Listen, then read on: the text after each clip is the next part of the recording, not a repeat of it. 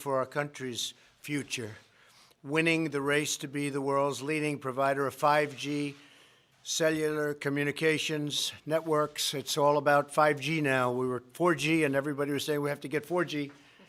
And then they said, before that, we have to get 3G. And now we have to get 5G, and 5G is a big deal, and that's going to be there for a while. And I guess at some point we'll be talking to you about number 6. What do you think? Do you think that's true, Ajit? But right now we want to be the leader in this. We're the leader in almost everything else. And we're grateful to be joined by FCC Chairman Ajit Pai, who's been doing a fantastic job, and Deputy Secretary of Agriculture, Stephen Sensky. Thank you very much, Stephen. Appreciate it. And tell Sonny hello. He's doing a tremendous job, really tremendous. Secure 5G networks will absolutely be a vital link to America's prosperity and national security in the 21st century. 5G will be as much as 100 times faster than the current 4G cellular networks. It will transform the way our citizens work, learn, communicate, and travel. It will make American farms more productive, American manufacturing more competitive, and American health care better and more accessible. Basically, it covers almost everything when you get right down to it. Pretty amazing. And just as 4G networks paved the way for smartphones and all of the exciting breakthroughs, they made possible so many things. This will be more secure and resilient. 5G networks will also create astonishing and really thrilling new opportunities for our people, opportunities that we've never even thought we had a possibility of looking at. We cannot allow any other country to outcompete the United States in this powerful industry of the future. We are leading by so much in so many different industries of that type, and we just can't let that happen. The race to 5G is a race America must win, and it's a race, frankly, that our great companies are now involved in. We've given them the incentive they need. It's a race that we will win. In the United States, our approach is private sector driven and private sector led. The government doesn't have to spend lots of money. According to some estimates, the wireless industry plans to invest $275 billion in 5G networks, creating 3 million American jobs quickly, very quickly, and adding $500 billion to our economy. And as you probably heard, we had another alternative of doing it. That would be through government investment and leading through the government. We don't want to do that because it won't be nearly as good, nearly as fast, and especially in that business, I think that they'll be better doing the job than a lot of the folks that we know and love. To accelerate and incentivize these investments, my administration is focused on freeing up as much wireless spectrum as needed. We're going to free it up so they'll be able to get out there and get it done, and removing regulatory barriers to the build-out of networks. As Chairman Pai will discuss with you in a moment, the FCC is taking very bold action, probably bolder than they've ever taken before. It's a new frontier to make wireless spectrum available. By next year, the United States is on pace to have more 5G spectrum than any other country in the world. That's a big statement because, as you know, some people got ahead of us. We should have been doing this a long time ago, as advanced as it may be. In addition, last October, I directed the Department of Commerce to develop a national spectrum strategy to free up even more spectrum for economic activity, including 5G. The FCC has also taken action to streamline the permitting process for 5G infrastructure with state and local governments. That's a big deal. It takes too long to get permits. We're going to free that situation up, and we're going to put limits, and the local areas are going to listen to us very, very strongly. They have a big incentive to do that. They must now approve new physical infrastructure within 90 days instead of many years. It can sometimes take 3, 4, and 5 years.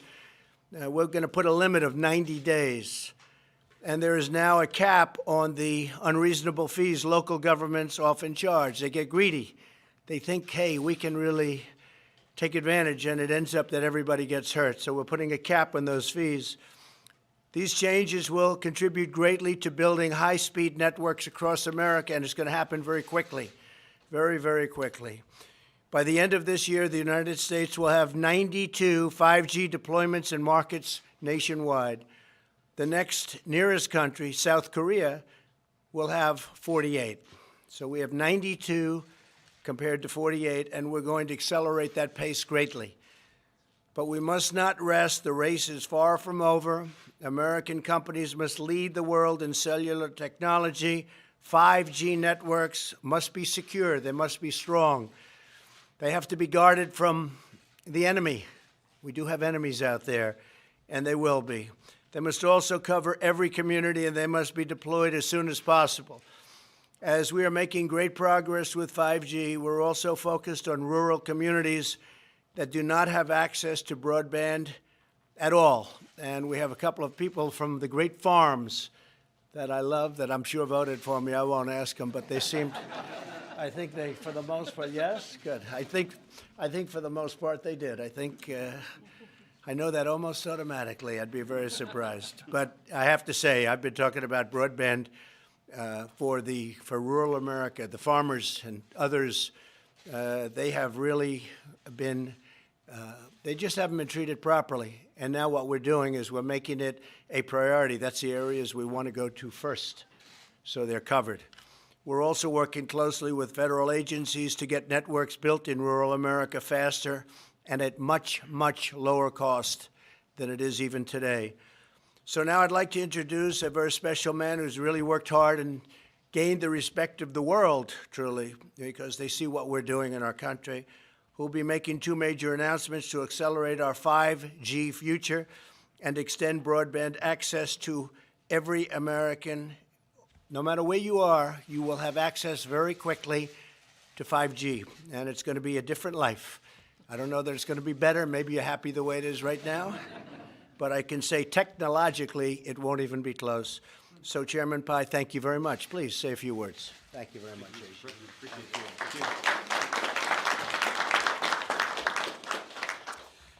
Well, thank you, Mr. President, for your compelling vision of U.S. leadership on 5G.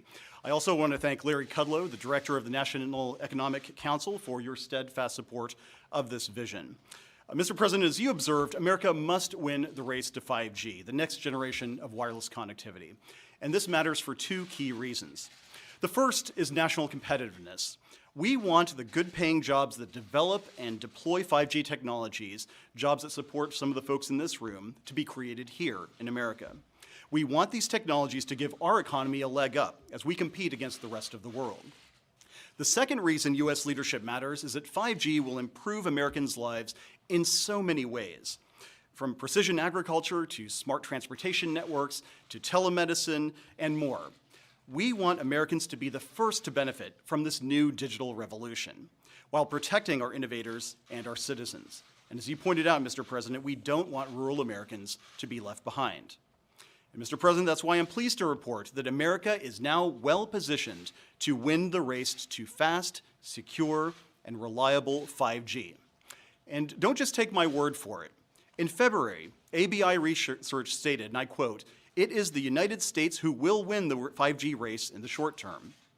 That same month, Cisco projected that in 3 years, 5G would be more than twice as prevalent in North America as in Asia. Last week, CTIA reported that America leads the world with the most commercial 5G deployments of any nation.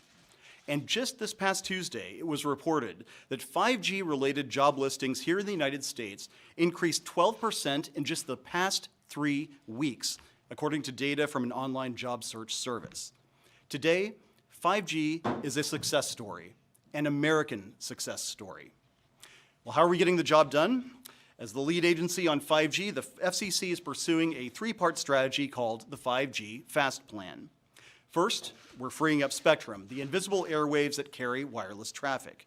We finished our first 5G spectrum auction in January, and we're holding a second right now that has already generated almost $2 billion in bids. Second, we're making it easier to install wireless infrastructure. 5G will rely heavily on a web of small antennas. But when I came into office, regulations designed for tall towers threatened to strangle our 5G future in red tape. We have eliminated these rules because infrastructure the size of a pizza box shouldn't have to jump through the same regulatory hoops as a 200-foot cell tower. And third, we've taken action to encourage the deployment of optical fiber. That is because 5G isn't just about wireless. We'll also need strong fiber networks to carry 5G traffic once it goes from the air to the ground.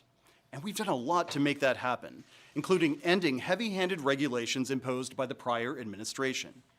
And here, too, we are getting results.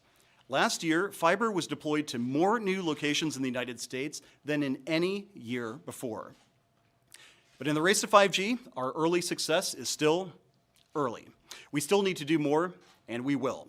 And so today I'm announcing 2 new steps the FCC will take to build on our momentum. First, the FCC intends to start its 3rd 5G spectrum auction on December 10th of this year. This will be the largest spectrum auction in American history. We will be selling 3,400 megahertz in 3 different bands. And for those of you who aren't wireless experts, that is a lot of spectrum. Second, to help build the infrastructure of the future, the FCC aims to create a $20.4 billion Rural Digital Opportunity Fund headed by the agency. This money will extend high-speed broadband to up to 4 million homes and small businesses in rural America. These next-generation networks will bring greater economic opportunity to America's heartland, including some of the great jobs building infrastructure, and they will help support future 5G technologies. In closing, I want to thank you again, Mr. President, for your leadership on 5G. Your White House has advanced your vision in many ways, from international treaty negotiations to much-needed regulatory reforms. I appreciate all these efforts, and in the same spirit, this FCC will help build a great and lasting legacy of American success on 5G. Thank you, Mr. President.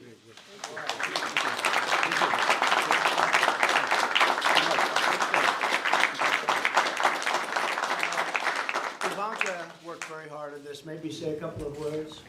Ivanka? Please. Well, thank you, and thank you, everyone, for being here today. Obviously, American dominance in the industries of the future is predicated on connectivity and digital connectivity, and 5G is the future. And so I think everyone in this room feels very comfortable to know it's in your very capable hands. And President, we thank you for your leadership on this critical issue. And I'm so glad that we were able to include in today's discussion our priorities on rural broadband. So that is something that from the earliest days of the administration, we've sought to really deliver on. And with today's announcement, in addition to the milestones that have been achieved over the last 2 years, we can say that we're bringing 5G and rural broadband across this country. So really, thank you. Thank you, Ernie.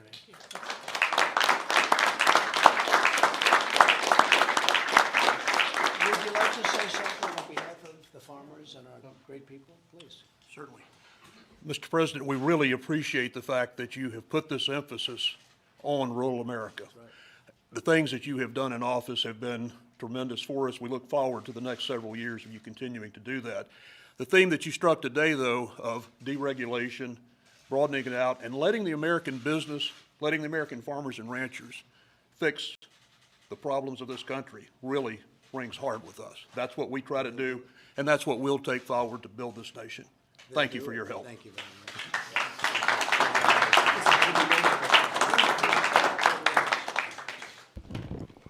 much. Mr. President, Chairman Pye, on behalf of the National Association of Toweroperators, our 900-member companies, we build, deploy, and maintain the wireless infrastructure of this nation.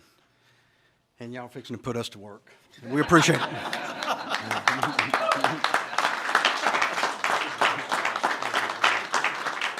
And your people do an incredible job, Jimmy. Thank you very much. What a great job.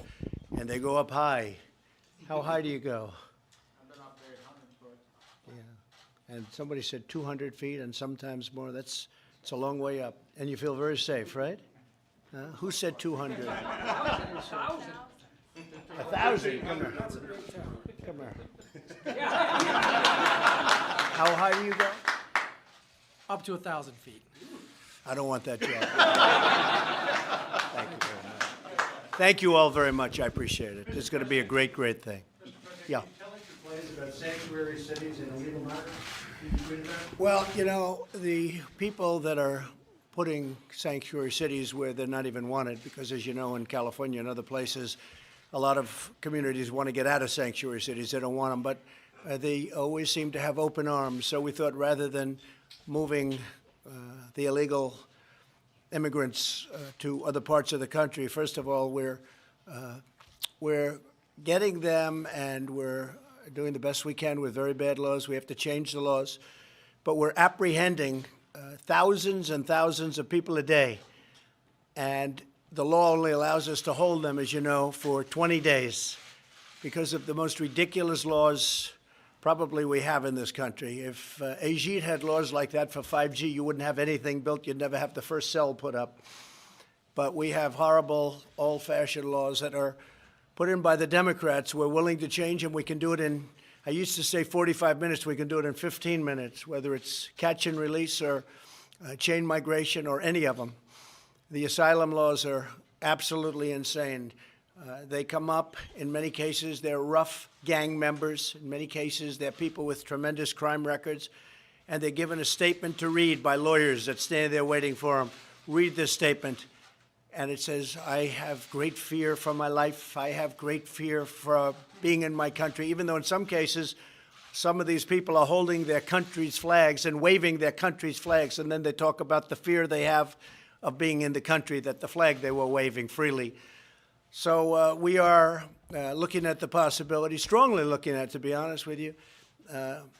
California, the governor wants to have a lot of people coming in, refugees coming in, a lot of sanctuary cities, so we'll give them to the sanctuary cities maybe to take care of if that's the way they want it, because we can only hold them under the current law for 20 days. So we apprehend them by the thousands and thousands a day. I have to say, Border Patrol has been incredible. The job they're doing is incredible. The wall is going up. It's going up fairly rapidly. We're doing another big section. We start another big section tomorrow, but we're building miles and miles of wall. And we're going to have, I think we'll be close to 400 miles built by the end of next year. We need that. Just got back from Texas, and some of the ranchers told me, you look at Brooks County, you look at other places, some of the ranchers told me your bodies lying all over the land of people where the coyotes give them a can of soda and they give them a sandwich, and they say Houston's 300 miles in that direction. And the people don't know what that means. That means they can't make it.